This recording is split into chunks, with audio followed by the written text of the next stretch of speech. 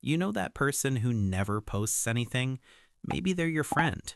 Maybe they're you.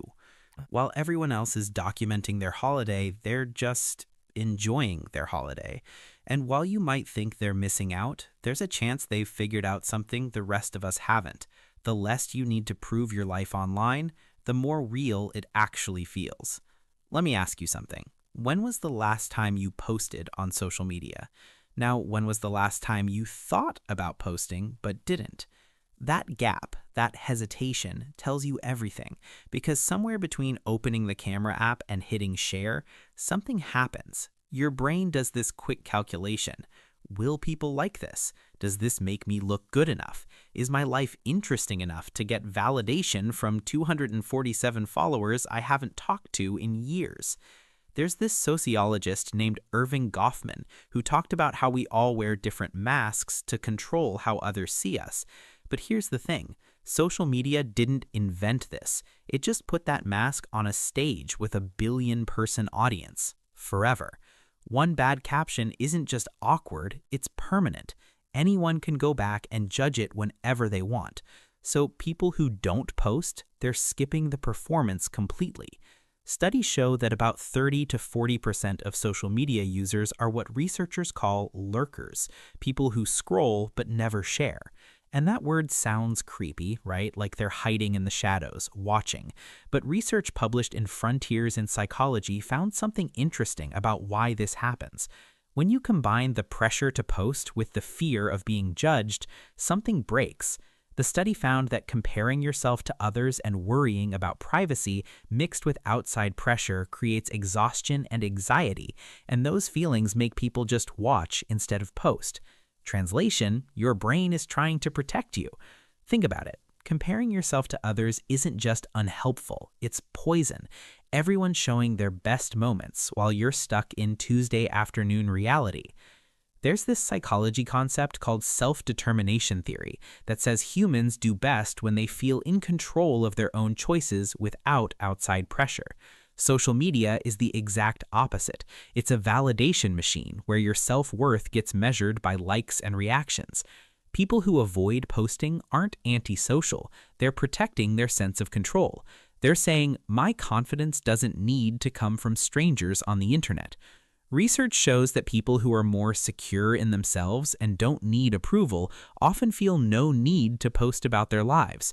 Their self-esteem isn't tied to likes or comments. They scroll because they enjoy seeing updates or staying connected, but they stay quiet because they value boundaries. Think about someone you know who rarely posts. When you actually see them in person, are they miserable? Lonely?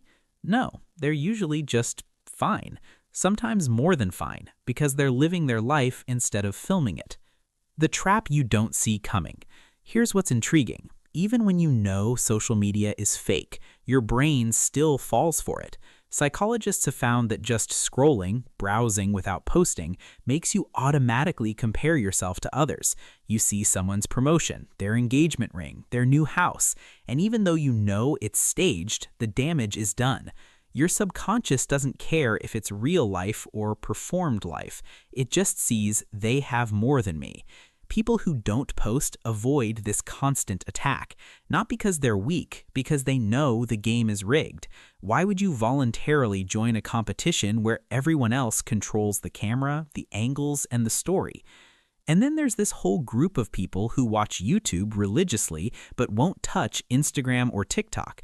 They'll binge watch a 3-hour video essay but scroll past every photo dump. Why? Because YouTube doesn't demand performance from them. It's consumption without the social pressure. No one's tracking if you liked the video. No one's wondering why you haven't posted in 3 months. You're just learning, laughing, existing. It's the ultimate passive relationship with content. All the entertainment, none of the anxiety. They've found the loophole. There's another layer here. People who avoid social media tend to have fewer friends but deeper relationships. They'd rather have 5 friends who actually know what's happening in their life than 1,000 people who liked a post. And honestly, research backs this up. Quality friendships consistently predict happiness way better than quantity. 10 real conversations beat 1,000 reactions. But here's where it gets interesting. Not posting doesn't mean not caring. These people are often super observant. They notice things others miss, the change in someone's posting frequency, the different tone in captions, the carefully built story that's just a slightly off. They're not checked out, they're paying close attention, just quietly.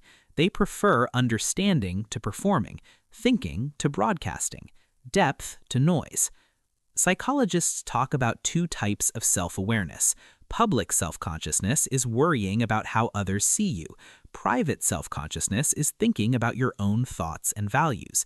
People who don't post lean towards the second one. Instead of asking, "How will this look?" they ask, "How does this feel?" This isn't overthinking. This is emotional intelligence. When you're not constantly managing your public image, you have mental space for actual self-reflection, for asking hard questions, for building an identity that doesn't need outside approval. And that creates something powerful, a sense of self that exists without an audience.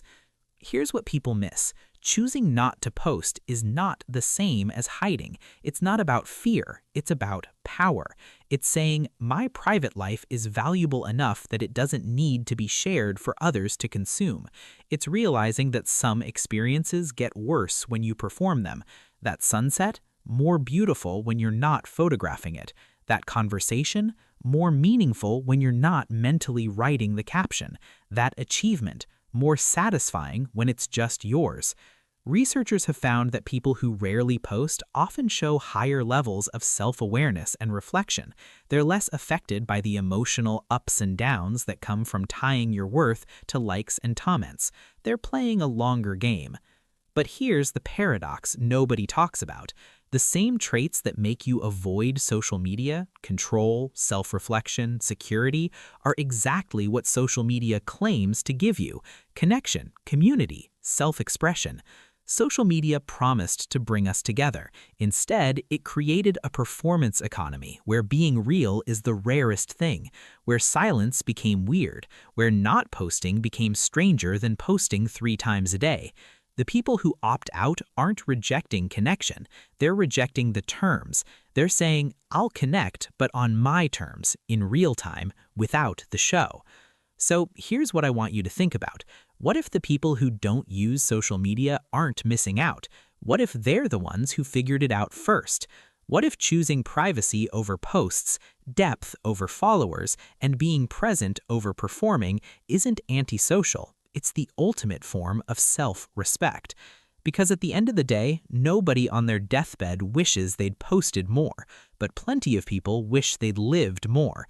The quiet ones aren't hiding in the shadows. They're just living in the light, where cameras can't reach. If this hit home for you, please subscribe. And if you want to support these deep dives, hit that join button to become a channel member. I would genuinely appreciate your support.